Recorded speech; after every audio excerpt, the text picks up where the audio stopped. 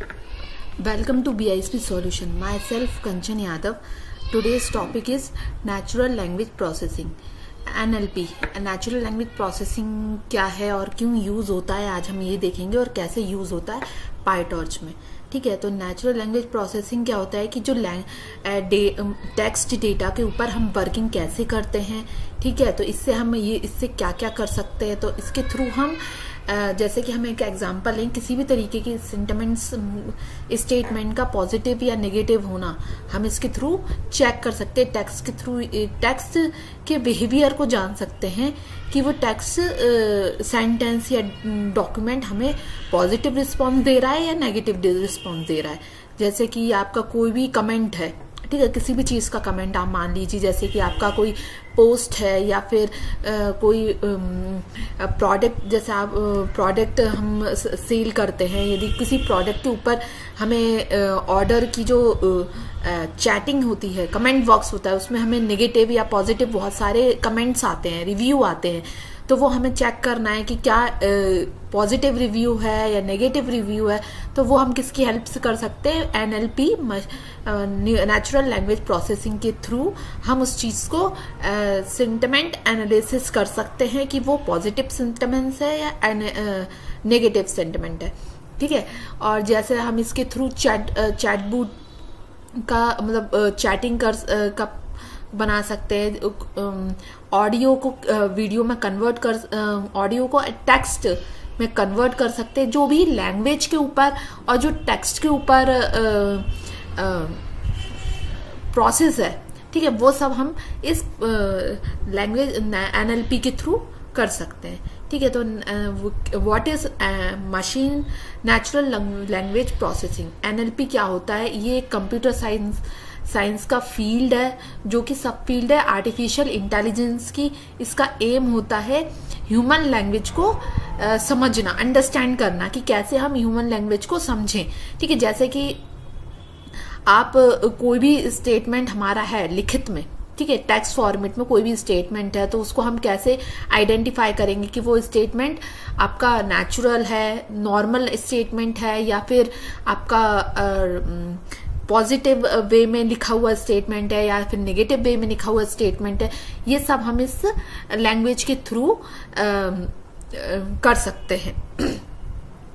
ठीक है, तो एप्लीकेशन क्या क्या है एनएलपी की, जैसे कि चैटबॉट है, उसमें क्या होता है, जैसे हम कोई भी यूजर चैटबॉट के थ्रू किसी कंपनी से कांटेक्ट करना चाहती है, तो कंपनी साइड से हमें किसी एम्प्लॉय की जरूरत नहीं है कि वो उसको रिस्पॉन्स करे। ठीक है, उसमें हम एनएलपी का यूज करके कंप्यूटराइज्ड आंसर उसको प्रोवाइड कर सकते हैं किसी भी कस्टमर को जो कि वो चैटिंग कर रहा है। ठीक है, उसको रिस्पॉन्ड करने के लिए हम एनएलपी का यूज कर सकते हैं, जिससे कंप्यूटराइज सामने कस्टमर का आपको रिस्पॉन्स सेंड हो जाए और कस्टमर को ऑटोमेटिकली अपना respond within a minute मिल जाए। ठीक है, इमेज फिल्टर कर सकते हैं, जैसे कि हमारे बहुत सारे ईमेल्स हैं, ईमेल फिल्टर को, जैसे हमारे स्पैम ईमेल्स होते हैं, नॉर्मल ईमेल्स, बहुत सारे हमारे पास ईमेल्स हैं, तो हम ये कैसे फिल्टर करेंगे कौन सा स्पैम है और कौन सा नॉर्मल ईमेल है, वो हम एनएलपी के थ्रू कर सकते हैं। लैंग्वेज ट्रांसलेशन, हमें किसी लैंग्वेज को किसी और भाषा में उसको ट्रांसलेट करना है, इंग्लिश को जैसे हिंदी में करना है या फिर किसी और फ्रांस में करना है या किसी और लैंग्वेज में हमें उसे ट्रांसलेट करना है, तो वो हम एनएलपी के थ्रू कर सकते हैं। सेंटिमेंट एनालिसिस, ये वही चीज़ है कि हम किसी भी स्टेटमेंट को ये चेक कर सकें कि वो पॉजिटिव स्टेटमेंट है, नेगेटिव स्टेटमेंट है या न्यूट्रल है। ठीक है, प्रिडिक्टिव, वही हम कुछ भी चीज़ इसके थ्रू टेक्स्ट डॉक्यूमेंट को प्रिडिक्ट कर सकते हैं, उसके चेक कर सकते हैं। टेक्स्ट समराइजेशन से मतलब हम उस डॉक्यूमेंट को ये समराइज कर सकते हैं कि वो डॉक्यूमेंट किस चीज़ से रिलेटेड है, उसकी कौन सी कैटेगरी में वो डॉक्यूमेंट आता है। ठीक है, इस तरीके से इस टाइप की एप्लीकेशन हम एनएलपी के थ्रू क्रिएट कर सकते हैं। ठीक है, लैंग्वेज सेंटिमेंट एनालिसिस कैसे करते हैं, सेंटिमेंट एनालिसिस क्या होता है, तो हम इसको करते हैं, हमें कोई भी लिखा हुआ इम्पोर्टेंट डॉक्यूमेंट है, ठीक है, ये स्टेटमेंट है, उसको हमें ये पता करना है कि वो पॉजिटिव है, नेगेटिव है, न्यूट्रल है, उसको हम लैंग्वेज सेंटिमेंट कहते हैं। और वो हम प्रोग्रामिंग के थ्रू कैसे करेंगे, तो उसके लिए हम फर्स्ट क्या करते हैं, टेक्स्ट को प्रोसेस करते हैं। जो भी हमारा लिखा हुआ कमेंट है उसको प्रोसेस करेंगे, उससे फीचर एक्सट्रैक्ट करेंगे। ठीक है, फिर सेंटिमेंट क्लासिफाई करेंगे कि क्या क्या हमारे पास कैटेगरी है, जिस कैटेगरी में हमें उस स्टेटमेंट को जांचना है कि वो किस वो पर्टिकुलर स्टेटमेंट, पर्टिकुलर टेक्स्ट किस टाइप में आना चाहिए, कौन कौन से हमारे पास मौजूदा सेंटिमेंट्स हैं, उनके अकॉर्डिंग हम उसको क्लासिफाई करेंगे, मॉडल को इवेलुएट करेंगे। ठीक है, एंड देन डिप्लॉय करेंगे कि वो स्टेटमेंट किस कैटेगरी में सूट करता है। ठीक है, इस तरीके से हमारा मॉडल काम करता है। ठीक है, चैटबूट का क्या है कि चैटबूट हमारा नेचुरल लैंग्वेज प्रोसेसिंग का एक फीचर है, जो कि ह्यूमन टू मशीन ट्रांसलेशन है। एक one sided human and other side machine. जैसे किसी भी कस्टमर ने किसी भी चैटबूट पर किसी कंपनी के या फिर कोई कमर्शियल साइड है, उसके चैटबूट पे कोई किसी ने वो किया है, चैटिंग की है, तो सामने से हम जो रिस्पॉन्ड दे रहे हैं उसके लिए हमें किसी एम्प्लॉय को हायर करने की जरूरत नहीं है। उसके लिए हम मशीन को ट्रेन करते हैं, जिससे मशीन ऑटोमेटिकली आंसर करेगी विदाउट ह्यूमन नीड्स, किसी ह्यूमन के इंटरफेयर के बिना। ठीक है, तो इसमें हम क्या करते हैं, एक यूजर ने किसी भी प्लेटफॉर्म पे, हमें जो भी प्लेटफॉर्म हम पे ये चैटबूट बना रहे हैं, चैट एरिया बना रहे हैं, वो पे मैसेज करेगा, तो वो हम नेचुरल लैंग्वेज प्रोसेसिंग से गेट करेंगे, उसको कन्वर्ट करेंगे, मशीन लर्निंग को देंगे एंड एक्शन परफॉर्म करेंगे एंड इंफॉर्मेशन सोर्स के थ्रू हम उसमें उसको आंसर रिस्पॉन्ड करेंगे। इस तरीके से चैटबूट काम करता है, जो कि हम NLP के थ्रू कर सकते हैं। ठीक है, टेक्स्ट क्लासिफिकेशन में क्या है, जैसे कि हमारा जो पहले हमने देखा था डॉक्यूमेंट समराइज, जो कि हमारे डॉक्यूमेंट थे डेटाबेस में, हमारे पास बहुत सारे डॉक्यूमेंट है, उनको क्लासिफाई करना है कि कौन सा डॉक्यूमेंट किस कैटेगरी में सूट करता है। तो वो हम किसके थ्रू कर सकते हैं, NLP के थ्रू कर सकते हैं। जैसे हमारे पास बहुत सारे डॉक्यूमेंट है, उनको फिल्टर करना है कि हमारा आर्ट्स का है, बिजनेस का है, कल्चर का है, या इस तरीके से हमें पर्टिकुलर कैटेगरीज, डिफरेंट कैटेगरीज के हिसाब से अपने डॉक्यूमेंट को अरेंज करना है या अलग अलग करना है, तो वो हम इसके थ्रू कर सकते हैं।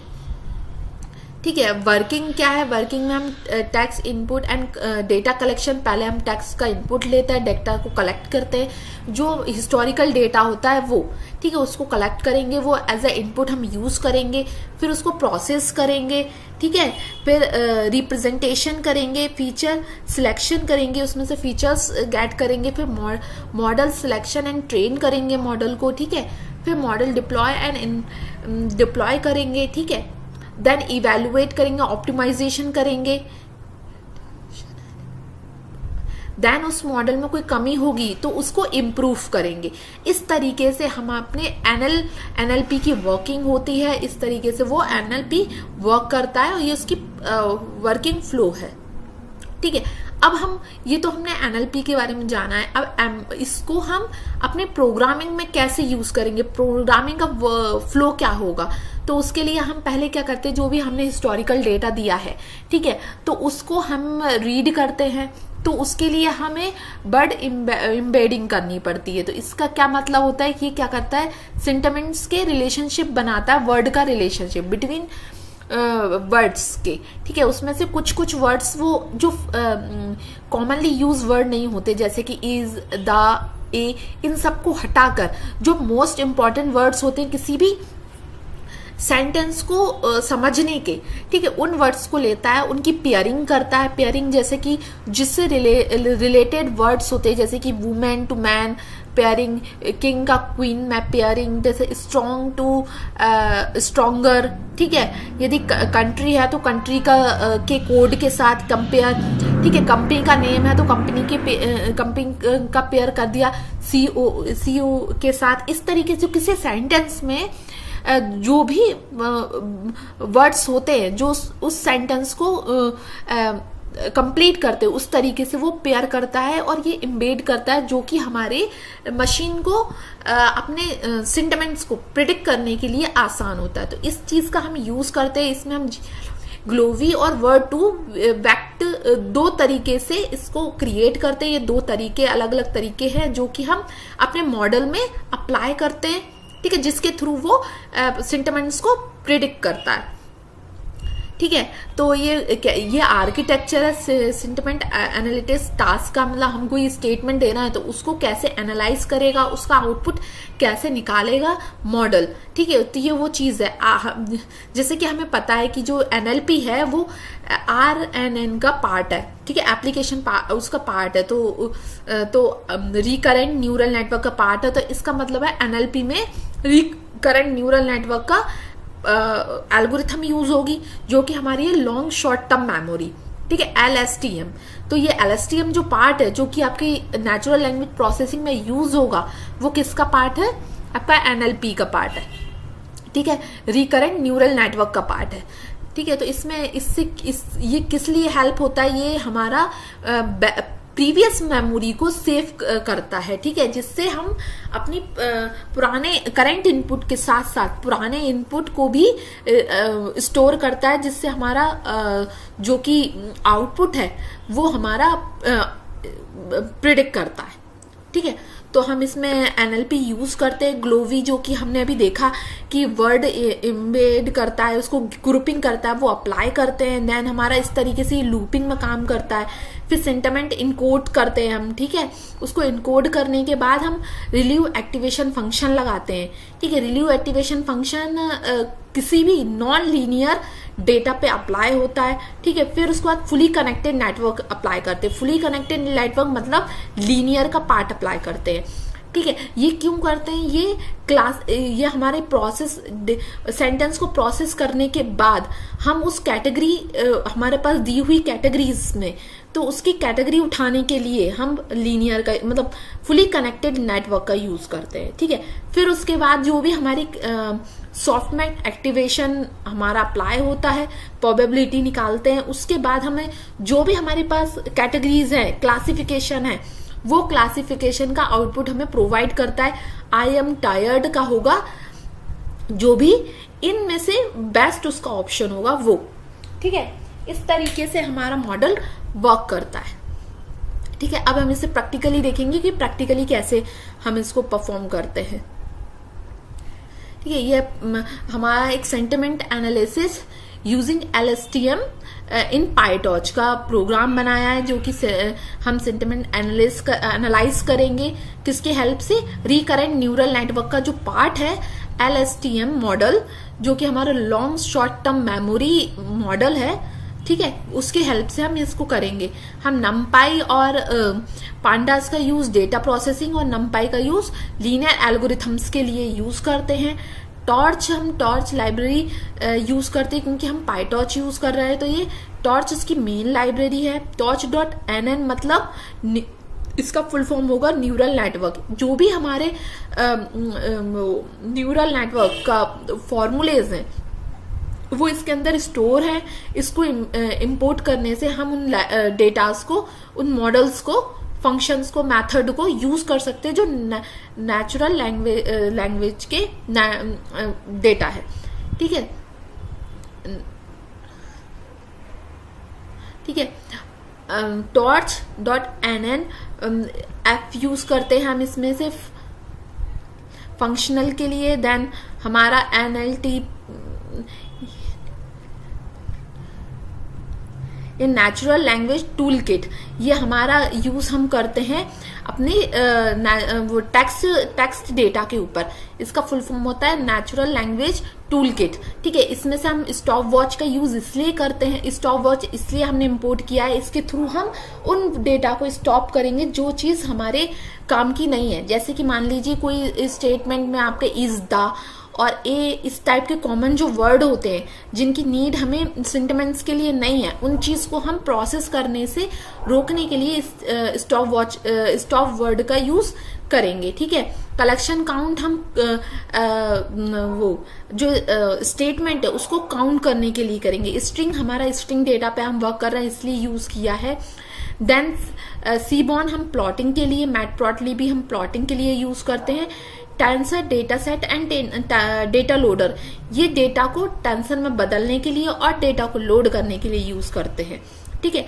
और ट्रेन, टेस्ट, सेपरेटर, इसको डेटा को ट्रेन और टेस्ट में सेपरेट करने के लिए यूज करते हैं, ठीक है। देन हम कूडा अप्लाई करेंगे, ये हमारे ऊपर डिपेंड करता है कि हमें इसे अप्लाई करना है कि नहीं। यदि आपका सिस्टम जीपीयू पे वर्क करता है, अवेलेबल है, तो हम इस फंक्शन को यूज करेंगे कि हमारा डेटा और आसानी से जीपीयू पे भी रन कर जाए, अदरवाइज वो सीपीयू पे कंफर्टेबल होगा, ठीक है। तो हमने इसमें डेटा लिया है, डेटा हमने कौन सा लिया, हमने 50K मतलब डेटा हमने लिया है रिव्यू, मूवी रिव्यू का डेटा जो लिया है, जो आप मान सकते हो कुछ हिस्टोरिकल डेटा है। मान लीजिए लास्ट 5 years कुछ मूवी रिलीज हुई होंगी, उनका जो रिव्यू होगा वो डेटा हमने इसमें लिया है, ठीक है, ठीक है। तो ये हमारे कुछ रिव्यूज हैं, उसके सेंटिमेंट्स हैं कि वो पॉजिटिव था रिव्यू या नेगेटिव था, इस तरीके का हमारा 5000 रिकॉर्ड्स हमने लिया है, ठीक है। 50,000 रिकॉर्ड्स हमने लिया है मूवी रिव्यू का, ठीक है। इस तरीके से हमारा हिस्टोरिकल डेटा हमने लिया है, उसको 50,000 बहुत ज्यादा डेटा है तो हम उस पर डायरेक्टली अप्लाई नहीं कर सकते एल्गोरिथम, इसको हम 2 पार्ट्स में तोड़ेंगे, ट्रेन एंड टेस्ट। ट्रेन हमारा मेन पार्ट होता है जिसको हम डेटा मॉडल को अपने मॉडल को देते हैं जिससे वो उसके मेथड को समझ सके, ठीक है। जैसे कि हम मान लीजिए हम कोई भी चीज नेट पे सर्च करते हैं, किसी भी गूगल पे सर्च किया या किसी भी अदर प्लेटफॉर्म पे सर्च किया, तो वही चीज के रिव्यू और कमेंट्स हमें किसी और साइट पे भी दिखने लगते हैं, तो वो क्या करता है, हमारे वो चीज को हमारे रिकॉल कर लेता है सिस्टम कि आपको क्या चीज पसंद है। उसी तरीके के आपके पास ऐड आएंगे, उसी तरीके के किसी और एप्लीकेशन में आप वो करेंगे तो उस एप्लीकेशन में भी आपके वही आएंगे, तो वो आपका क्या कर लेता है, वो पुराना डेटा जो आपने सर्च किया होगा उसको ट्रेन कर लेता है, ठीक है, उसी तरीके का आपको दिखाई देता है। तो ये वही पार्ट है जो होता है, ट्रेन डेटा, वो सबसे ज्यादा पार्ट हम लेते हैं। मान लीजिए 80% डेटा हम ट्रेन करने के लिए देते हैं कि वो उससे हमारी समझे मॉडल कि हमें एक्चुअल में करना क्या है, ठीक है। और 20% डेटा हम टेस्टिंग के लिए रखते हैं, ठीक है, जो कि हमारा टेस्ट पार्ट होता है कि हम सिर्फ विजुलाइज करते हैं कि हमारा मॉडल कितना एक्यूरेट काम कर रहा है या नहीं कर रहा है, ठीक है। तो हमने इसको ट्रेन और टेस्ट में सेपरेट किया, तो ट्रेन हमारा 37,500 डेटा है, ठीक है, और टेस्ट डेटा हमारा 12,500 डेटा है। इस तरीके से हमारा ये डेटा डिवाइड हो गया है, ठीक है। फिर हमने क्या किया है, सिर्फ अपने ट्रेनिंग डेटा को चेक किया है कि जो भी ट्रेनिंग डेटा में 37,500 रिकॉर्ड्स है, इनमें कितना पार्ट्स नेगेटिव का है और कितना पार्ट्स पॉजिटिव रिव्यू का है। तो लगभग हमारा प्लॉट करने से ये हम सिर्फ विजुलाइज कर रहे हैं, ठीक है। तो इसको विजुलाइज करके चेक किया है तो almost equal number of negative और पॉजिटिव की वैल्यू है, ठीक है। सिर्फ हमने एनालाइज किया है, इसमें अभी हमने कोई भी मॉडल अप्लाई नहीं किया, ये सिर्फ हम चेक किया है, ठीक है। अब हम टोकन अप्लाई करेंगे, उससे पहले हम क्या करेंगे, प्रोसेस करेंगे स्ट्रिंग डेटा को, क्योंकि ये हमारा स्ट्रिंग डेटा है तो इसमें स्पेस भी होगा, इसमें स्पेशल कैरेक्टर भी होंगे, ठीक है, कुछ डिजिट भी हो सकती है, कुछ भी हो सकता है। तो हम इसे पहले तो फिल्टर करेंगे, तो उसके लिए हम क्या करेंगे, पहले हम उसमें जो भी कैरेक्टर वर्ड नहीं है, जो कैरेक्टर वर्ड नहीं है, मान लीजिए आपका स्पेशल कैरेक्टर्स हैं जिनकी नीड हमें मॉडल को देने की जरूरत नहीं है, तो वो हम यहाँ पे इस कंडीशन के थ्रू वो हम रिमूव करेंगे। जैसे आपके कुछ स्पेस है, वाइट स्पेस है, उसका इसमें हम वाइट स्पेस को रिमूव करेंगे। देन हम कुछ डिजिट्स नंबर हैं, ठीक है, उनको रिमूव करेंगे। इन चीज की जरूरत हमें नहीं है। ये फंक्शन हमने स्ट्रिंग डेटा को प्रोसेस करने के लिए क्रिएट किया है, ठीक है। देन हम टोकन का काम करेंगे। तो इसमें हम अपने डेटा को के पैरामीटर्स पास कर रहे हैं। इसमें हम क्या कर रहे हैं, स्टॉप वर्ड कर रहे हैं जिन वर्डों की हमें जरूरत नहीं है, जिनसे हमें अभी कोई लेन देन नहीं। जैसे जो कॉमनली यूज वर्ड होते हैं, दा हो गया, इज हो गया, इन हो गया, ए, ठीक है, इनको हमें रखकर प्रिडिक्शन पे और पॉजिटिव या नेगेटिव पे कोई फर्क नहीं पड़ेगा, इस टाइप के वर्ड को हम रिमूव कर देंगे, स्टॉप कर देंगे, ठीक है। इसलिए हम इसका यूज करते हैं, ठीक है। देन हम काउंट यूज कर रहे हैं। जो भी हमारा डेटा है वो उसको नंबर में बदलने के लिए, उसके कितने नंबर में वो आ रहा है वर्ड या पूरा सेंटेंस, उसको काउंट करने के लिए हम इसका यूज करते हैं, ठीक है। फिर हम टोकन अप्लाई करते हैं और उसको कन्वर्ट करते हैं अपने नंबर्स फॉर्मेट में, क्योंकि हमारा जो मॉडल है वो नंबर को ही एक्सेप्ट करता है, कैरेक्टर वैल्यू को एक्सेप्ट नहीं करता। तो ये फंक्शन हमने उसको नंबर में कन्वर्ट करने के लिए और काउंट करने के लिए क्रिएट किया है, ठीक है। फिर देन हमने ये फंक्शन क्रिएट किया और उसमें इस फंक्शन में अपने डेटा को पास कर दिया। तो वो क्या करेगा, हमारे डेटा में से अननोन जिन वर्ड्स की हमें कैरेक्टर्स की जरूरत नहीं है, वर्ड्स की जरूरत नहीं है, वो उनको रिमूव कर देगा, स्टॉप कर देगा, ठीक है।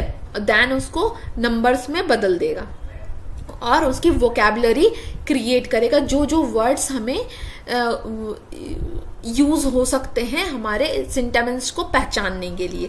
तो वैसे हमने कैलकुलेट कर लिए, जो वोकैबुलरी क्रिएट की है उसमें 1000 वर्ड्स, 100,000 वर्ड्स इस तरीके के हैं जो कॉमन वर्ड्स नहीं हैं, ठीक है, यूनिक वर्ड्स हैं जिनके थ्रू हम ये पॉजिटिव या नेगेटिव पहचान सकते हैं, ठीक है। तो इस तरीके के वर्ड क्रिएट हुए। देन हमने क्या किया है, हमने सिर्फ यहाँ पे भी सिर्फ एनालाइज किया है अपने विजुअलाइजेशन के लिए। हमने ट्रेन डेटा को समराइज किया है, ठीक है। कैसे समराइज किया है, हमने कितना काउंट निकाला है कि कितना काउंट था उसमें, ट्रेन डेटा में कितनी रोज ऑफ डेटा है, ठीक है, उसका मीन क्या निकलता है, उसका स्टैंडर्ड मीन क्या निकलता है, उसमें मिनिमम वैल्यू कितनी है।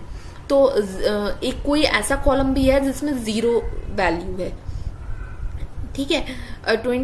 उसका 25% की वैल्यू क्या होगी, 50% वैल्यू क्या होगी। इस तरीके से हमने अपना पूरा रिकॉर्ड वो डेटा को समराइज किया है, उसकी समरी निकाली है, ठीक है। फिर जो सिर्फ ये विजुअलाइजेशन के लिए है, इसका मॉडल से कोई लेन देन नहीं है, ठीक है। फिर हमने क्या किया, जो भी हमारा ट्रेन और टेस्ट में हमने कन्वर्ट किया था डेटा को यहाँ पे, ठीक है, उस डेटा को हमने टेंसर में कन्वर्ट किया है, ठीक है। टेंसर में कन्वर्ट किया है तो क्योंकि हमारा जो पाइटॉर्च है वो टेंसर फॉर्मेट को एक्सेप्ट करता है, इसलिए हमने उसको टेंसर में कन्वर्ट किया है। देन हमने डेटा को लोड किया है अपने इस इन वेरिएबल में, हमने अपने डेटा को लोड किया है, जिसकी वेज साइज क्या होगा 50, मतलब वो 50-50 वेज साइज में डेटा को लोड करेगा, ये हमने यहाँ पे डिफाइन किया है, ठीक है। फिर हमने उसको प्रिंट किया है, तो ये हमारा डेटा हमें शो हो रहा है टेंसर फॉर्मेट में, ठीक है। ये हमारा y जो हमारा टारगेट वैल्यू है वो है, और ये हमारी वो जो कि हमें सेंटेंस वैल्यू है, ठीक है। उसने उसको नंबर्स में कन्वर्ट किया है, ठीक है। फिर देन हमारा मॉडल मेन पार्ट ये है कि अब हम मॉडल ट्रेन करेंगे जिससे हम अपने डेटा को की प्रिडिक्शन कर सकें। तो हमने क्या सिंटेमेंट RNN एक फंक्शन क्लास बनाई है, मॉडल बनाया है सिंटेमेंट RNN के नाम से, ठीक है। यही हमारा मेन मॉडल है जिससे वो काम करेगा। उसमें हमने nn.module इनहेरिट किया है, जिससे हम nn लाइब्रेरी में दी गए सारे फंक्शंस, मेथड और मॉडल्स को यूज कर सकें अपने इस फंक्शन में, ठीक है। फिर हमने एक कंस्ट्रक्टर बनाया जिसके अंदर हमने no number of layers labels define की, ये लेबल्स क्या होंगी, हमारी LSTM की लेबल्स होंगी कि कितनी LSTM लेबल्स हमें क्रिएट करनी है, ठीक है। वोकैबुलरी साइज हम देंगे, हिडन डायमेंशन हम देंगे, embedding dimension and drop probability 0.5 हमने दी है, ठीक है। देन हमने उसका यूज किया, हमने आउटपुट डायमेंशनल में अपने पैरामीटर्स पास किए। ये हम सिर्फ अभी मॉडल क्रिएट कर रहे हैं, अभी इसमें हमने कुछ भी डेटा पास नहीं किया है, ठीक है। देन हमने हिडन डायमेंशनल करके एक वेरिएबल बनाया, उसमें हमने हिडन डायमेंशनल की वैल्यू पास करेंगे, ठीक है। इसी तरीके से हमने अपने मॉडल को यहाँ पे वेरिएबल असाइन किए हैं, फिर ठीक है। फिर हम एम्बेडिंग किया हमने किसका, डेटा को उसके वोकैबुलरी साइज के साथ और उसके डायमेंशन के साथ, ठीक है। देन वो अप्लाई करेगा, उसके पेयर अप करेगा, रिलेशंस बनाए, वर्ड का रिलेशन बनाएगा। देन फिर वो क्या करेगा, उन रिलेशंस को, वर्ड को, जो कॉमनली यूज वर्ड होंगे जिसको उसने एम्बेड किया होगा, उनको LSTM को प्रोवाइड कर देगा। मतलब linear long short term memory जो हमारा रिकरेंट न्यूरल नेटवर्क का पार्ट है उसको दे देगा, ठीक है। वो हम अप्लाई करेंगे, उसमें हम अपने इनपुट साइज में वही डायमेंशनल अप्लाई करेंगे जो कि हमारे बेड में अप्लाई हो रहा है, ठीक है। हिडन साइज में हम हिडन डायमेंशन अप्लाई करेंगे। हम ये लेयर कितनी लेयर वो क्रिएट करेगा LSTM की, वो लेयर हम क्रिएट करेंगे, ठीक है।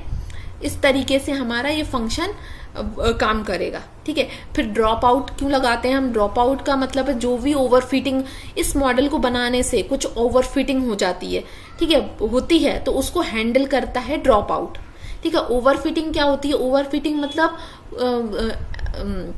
आपका ऐसा मॉडल बनना जो एक्यूरेट मतलब आपकी पॉइंट्स को फिट करता हो, ठीक है। तो उस कंडीशन में क्या होता है कि कभी कभी हमारा मॉडल ओवरफिटिंग की प्रॉब्लम क्रिएट करता है, तो वो उसको हैंडल करने के लिए हम ड्रॉप आउट का यूज करते हैं। देन हम लीनियर लगाएंगे, फुली कनेक्टेड लेवल को कनेक्ट करने के बनाने के लिए हम लीनियर का यूज करेंगे। यहाँ पे हमने hidden dimension and output dimension pass करेंगे, जो कि हमारा हर मॉडल का मेन पार्ट, लास्ट पार्ट जो होता है वही है ये, ठीक है। फिर जो भी हमारा फुली कनेक्टेड होने के बाद हम उसमें सिग्मोइड एक्टिवेशन फंक्शन अप्लाई करेंगे। ये हम यहाँ देख ही चुके हैं फ्लो पे, हाँ ये फ्लो पे, सेम इसी फ्लो से हमारा ये मॉडल क्रिएट होता है, ठीक है। देन हमारा ये मॉडल क्रिएट हो गया। अब इसमें डेटा पास करना है, तो डेटा पास करने की काम किसका होता है, फॉरवर्ड का काम होता है। इसके थ्रू हम इस मॉडल में अपने डेटा को पास करते हैं, एक्स वैल्यू को पास करते हैं, ठीक है। तो इसमें हमने सेम हमारी एक्स वैल्यू को पास करने के लिए हर एक वेरिएबल में अप्लाई किया है, ठीक है, सिग्मोइड अप्लाई किया है, फिर उसको रिसाइज किया है, ठीक है। इस तरीके से वो हमारा डेटा उस मॉडल में पास करेगा, ठीक है। फिर हमने क्या किया, हमने जो भी नॉन लेबल्स मतलब जो LSTM की जो लेयर्स होंगी वो 2 होंगी, 2 लेयर्स में वो डिवाइड होगा, ये हमने यहाँ पे डिफाइन किया है। वोकैबुलरी साइज, हमारी जो वोकैबुलरी की लेंथ है +1, वहां से ये वोकैबुलरी साइज हमें मिलेगा। इम्बेड डायमेंशन हमने लिखा है 64 डायमेंशन में ये काम करेगा। आउटपुट क्या होगा 1, क्योंकि हमारा जो कॉलम है आउटपुट का वो एक ही है, या तो वो पॉजिटिव देगा या तो नेगेटिव देगा, तो रिस्पॉन्ड आने की चांसेस कितने हैं, 1, तो इसलिए आउटपुट हमारा 1। यहाँ पे हमने हिडन डायमेंशन क्रिएट किए हैं 256 में हिडन पार्ट्स वो तोड़कर अपने इस सेंटेंस को मॉडल में अप्लाई करेगा, ठीक है। ये सारे पैरामीटर्स हमने अपने मॉडल में अप्लाई कर दिए, जो कि हमने एक मॉडल नाम के वेरिएबल में क्रिएट किया है, ठीक है। तो इसको प्रिंट किया तो हमने ये देखा कि हमारा ये इम्बेड जितने थे वो हमने ऊपर देखा था कि हमारे 1000 वोकैबुलरी क्रिएट हुई थी, तो हमने यहाँ 1000 + 1 किया है, तो 1001 हमारा इम्बेड साइज हो गया है। उसका डायमेंशन कितना है 64, जो कि हमने यहाँ प्रोवाइड किया है, यही हमें यहाँ पे डिस्प्ले कर रहा है। हमने मॉडल का डेटा डिस्प्ले किया है कि क्या क्या डेटा उसमें पास हो रहा है, ठीक है। फिर हमारा यहाँ क्या होता है इनपुट साइज, तो ये हमारा इनपुट साइज है, ये हमारा हिडन साइज। इनपुट साइज में हमें इम्बेड का डायमेंशन पास कर रहे थे, तो वही हमारे यहाँ पे 64 आ रहा है, ठीक है। हमारा यहाँ पे हिडन आएगा 256, जो कि हमने यहाँ पे दिया है। नंबर ऑफ लेयर्स कितनी होंगी उसकी LSTM के 2 होंगी। ठीक है, ये वही चीज़ है जो हमने यहाँ पे अपने मॉडल्स में पास किए थे वेरिएबल्स, वही यहाँ पे दिखाई दे रहे हैं। ठीक है, ड्रॉप आउट 0.3 का होगा। ठीक है, नेचुरल वो लीनियर में फुली कनेक्टेड लेवल में हमने देखा था पहले, हम जो हिडन लेवल होगी वो और आउटपुट लेवल वही हमारा आया। फिर देन हमारा सिग्मोइड, ये हमारा मॉडल क्रिएट हो गया। अब इसे हम ट्रेन पार्ट में यूज करेंगे। ठीक है, तो हमने क्या किया, पहले एक लॉस फंक्शन क्रिएट किया है BCE नाम का। तो ये लॉस फंक्शन क्या काम करता है, जो आपकी प्रेडिक्शन वैल्यू होगी, जो भी उस टेक्स्ट से वो प्रिडिक्ट करेगा, जो भी हमने मान लीजिए कमेंट दिया, कोई भी रिव्यू दिया, ठीक है, वो उसकी प्रिडिक्शन वैल्यू जो भी होगी, पॉजिटिव है या नेगेटिव है, ठीक है, सेंटिमेंट वो, और उसका एक्चुअल रिस्पॉन्ड जो पॉजिटिव होगा नेगेटिव होगा, उन दोनों के बीच के फर्क को निकालते हैं हम लॉस फंक्शन के थ्रू। तो ये हमारा BCE मतलब बाइनरी क्रॉस एंट्रोपी लॉस होता है। तो हमने यहाँ पे बाइनरी क्रॉस क्यों यूज किया है, क्योंकि जो हमारा रिस्पॉन्ड है वो पॉजिटिव या नेगेटिव, दो रिस्पॉन्ड मतलब दो ही में से एक कुछ आएगा ना, तो 0-1 की कंडीशन बनती है। इसका मतलब बाइनरी क्लासिफिकेशन की कंडीशन बनती है, और बाइनरी क्लासिफिकेशन प्रॉब्लम में हम बाइनरी क्रॉस एंट्रोपी लॉस का फंक्शन का यूज करते हैं। ठीक है, तो इसके थ्रू हम दोनों के बीच का प्रिडिक्टेड वैल्यू और एक्चुअल वैल्यू के बीच का फर्क निकालेंगे। ठीक है, ऑप्टिमाइजेशन एडॉम यूज किया है हमने। ऑप्टिमाइजेशन हम यूज करते हैं अपने लॉस को कम करने की। इसके थ्रू हमने जो लॉस निकाले हैं उसको इसके थ्रू हम कम करते हैं। ठीक है, जिससे हमारा मॉडल एक्यूरेट हो, अच्छी से अच्छी एक्यूरेसी दे, जिससे हमारा जो प्रिडिक्शन हो वो सही प्रिडिक्शन होने के चांसेस बढ़े। ठीक है, इस तरीके से हमारा ये हमने डिफाइन कर दिया। हमने एक फंक्शन बनाया है एक्यूरेसी के लिए, चेक करने के लिए कि मॉडल कितनी एक्यूरेसी दे रहा है। तो हमने यहाँ पे मॉडल फंक्शन क्रिएट किया है। फिर देन हमने सारे पैरामीटर्स क्रिएट कर लिए, हमारा मॉडल बना लिया, हमारा लॉस फंक्शन डिफाइन कर दिया, ऑप्टिमाइजेशन डिफाइन कर दिया, एक्यूरेसी डिफाइन कर दिया। अभी हमने ये सब डिफाइन किया है। अब हम देन इन सबको ट्रेन फंक्शन में यूज करेंगे, अपने मॉडल को ट्रेन करेंगे। ठीक है, डेटा पास करके। ठीक है, हमने क्या इपॉक्सी यूज किया 5, इसका मतलब है 5 बार लूप रन करेगा। ठीक है, तो हमने 5 बार लूप रन किया। एक ट्रेनिंग लॉस के लिए एक खाली वेरिएबल लिस्ट क्रिएट किए, जो भी लॉसेज आए वो इसके अंदर स्टोर हो जाए हमारे विजुअलाइजेशन के लिए, हमारे समझने के लिए। ठीक है, ट्रेनिंग एक्यूरेसी 0 हमने यहाँ डिफाइन की है, मतलब जो भी एक्यूरेसी आए हर एक लूप पर वो इसके अंदर स्टोर हो जाए और नीचे हम उसको प्रिंट करके देख सके। ठीक है, हमने फिर क्या किया, मॉडल को ट्रेन किया है यहाँ पे। ठीक है, मॉडल को ट्रेन किया, उसमें इनिशियलाइज किया हिडन स्टेज को।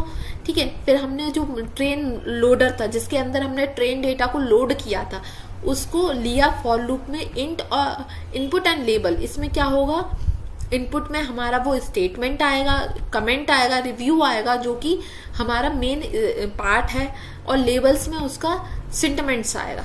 ठीक है, पॉजिटिव है नेगेटिव है, इस तरीके से 2 पार्ट्स में। तो आपका आउटपुट या आपका इनपुट आएगा, इसमें आपकी उसकी लेवल्स मतलब आपका उसका जो भी रिस्पॉन्ड होगा, एक्चुअल रिस्पॉन्ड ट्रेनिंग डेटा का वो होगा।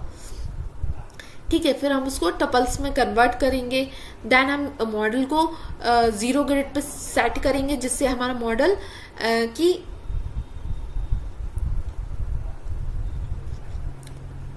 ठीक है, इसको हम मॉडल को क्रिएट करेंगे जिससे, क्योंकि हर टाइम फ्रेश स्टार्ट हो, ऑप्टिमाइज करे डेटा को। ठीक है, फिर हम एक्यूरेट निकालेंगे और बैक प्रोपोगेशन चलाएंगे, जिससे हमारा मॉडल ट्रेनिंग बैक प्रोपोगेशन में जाए, बैक में जाए, हमारे डेटा को चेंज करे, जिसके थ्रू हमारी मॉडल की एक्यूरेसी बढ़े, लॉस कम हो। ठीक है, तो ये हमने यहाँ पे प्रिंट कर दिया है सारा डेटा, इवैल्यूएट किया है, जिसके थ्रू हम इवैल्यूएशन के थ्रू हम एक्यूरेसी निकाल सके, मॉडल की एक्यूरेसी चेक कर सके, लॉस निकाल सके। उसको अपेंड किया है डेटा को लॉस वेरिएबल में। देन इन सबको हमने यहाँ पे प्रिंट किया है, ये सब हमारा वेरिएबल को असाइन करके प्रिंट किया है। ठीक है, फर्स्ट इपॉक्स में मतलब पहले लूप में ट्रेनिंग लॉस कितना आ रहा था, 0.551 समथिंग। ठीक है, देन हमारा जो टेस्टिंग का डेटा था उसका कितना आ रहा था, 0.48। ठीक है, और इसकी एक्यूरेसी कितनी आ रही थी 71%, और इसकी एक्यूरेसी टेस्ट डेटा की एक्यूरेसी आ रही थी 78%। ठीक है, इसी तरीके से हमारा जो आखिरी लूप होगा 5वां लूप, उसमें जो पहले लूप में 0.55 आ रहा था वो कम होके लॉस हमारा कितना हो गया 0.27।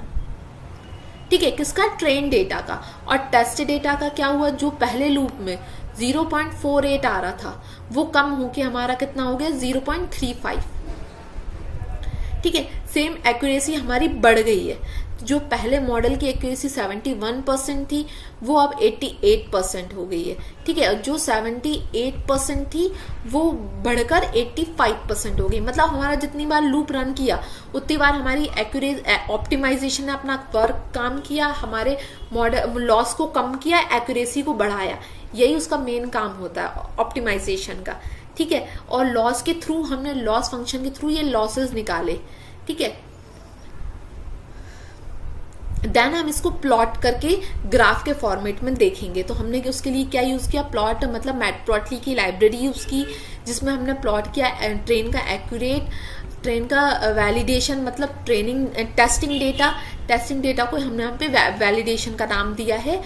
तो इसके थ्रू हम टेस्टिंग डेटा को चेक कर रहे हैं एक्यूरेट। ठीक है, फिर सेम हमने एक एक्यूरेसी के लिए भी बनाया है, एक एक्यूरेसी के लिए बनाया है, एक लॉस के लिए बनाया है। देखिए, जैसे जैसे हमारा लूप रन किया, ये लूपिंग का ग्राफ दिखा रहा है, जैसे जैसे जितनी बार हमारा लूप रन किया उतनी बार हमारा जो एक्यूरेसी थी, आपकी ब्लू लाइन किसकी है? टेस्टिंग डेटा की, एक्यूरेसी कम थी। ठीक है, तो जैसे जैसे हमारा लूप बढ़ा, लूप ने बढ़ा, वैसे वैसे हमारी मॉडल की एक्यूरेसी बढ़ गई। ठीक है, मॉडल अच्छा परफॉर्म कर रहा है।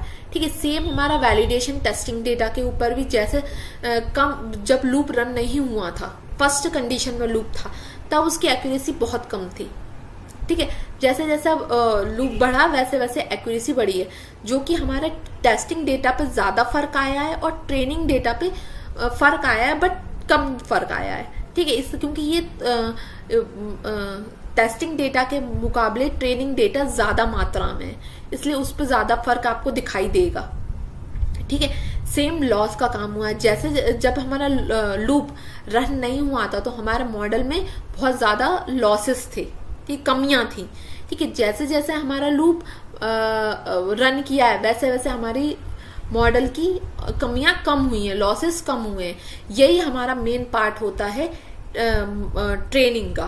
ठीक है, ट्रेन हम डेटा को, इस मॉडल को ट्रेन इसलिए ही करते हैं जिससे हम अपने मॉडल की कमियों को कम कर सकें और उसकी एक्यूरेसी को बढ़ा सकें, जिसके थ्रू वो अपना प्रेडिक्शन अच्छा करे और अच्छी प्रेडिक्शन दे। ठीक है, सही प्रेडिक्शन दे। ठीक है, देन हम क्या करेंगे? प्रिडिक्ट करेंगे। यह फंक्शन हमने क्या बनाया, क्यों बनाया? प्रिडिक्शन के लिए।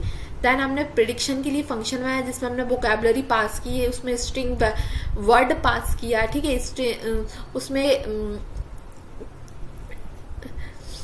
नमपाई में डेटा को चेंज करके उसको हमारे मॉडल में पास किया। ठीक है, फिर देन हमने उसको टपल्स में कन्वर्ट किया। ये हमारा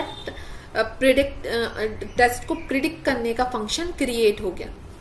अभी इस फंक्शन में हम नया कोई रिव्यू देंगे जिसके थ्रू हम ये उस चीज को चेक कर सकें कि हमारा मॉडल सही प्रिडिक्ट कर रहा है कि नहीं।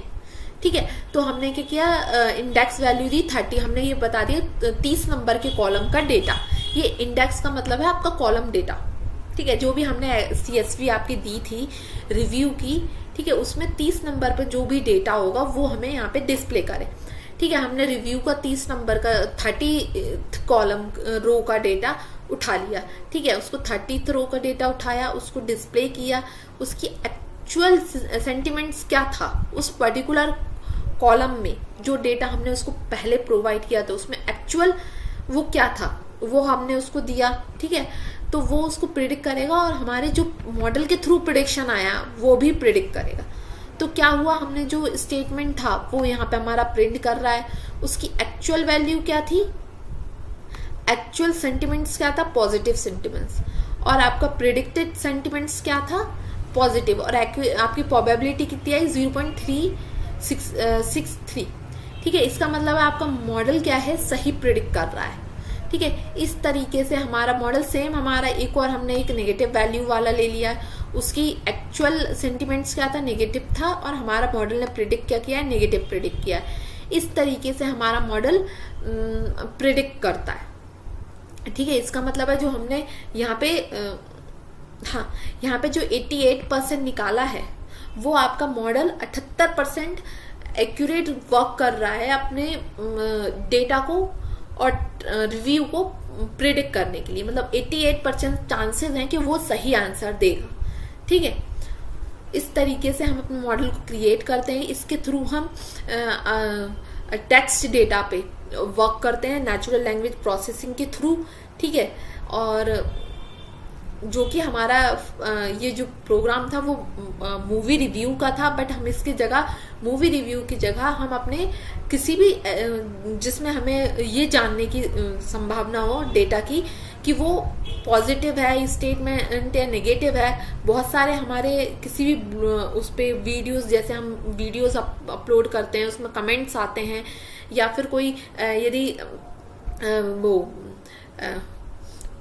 कुछ चीज़ ऑर्डर करते हैं, ठीक है, तो उस ऑर्डर में हमारे बहुत सारे कमेंट्स होते हैं, रिव्यूज़ होते हैं। उन रिव्यूज़ को जानने के लिए, मॉडल के बारे में प्रोडक्ट के बारे में जानकारी जानने के लिए कि वो कस्टमर ने हमें पॉजिटिव दिया है रिस्पॉन्ड या नेगेटिव दिया है रिस्पॉन्ड, उस चीज़ को हम इसके थ्रू सॉल्व कर सकते हैं। ठीक है, इस तरीके से हम NLP का यूज़ करते हैं, सेंटिमेंट एनालिसिस का यूज़ करते हैं।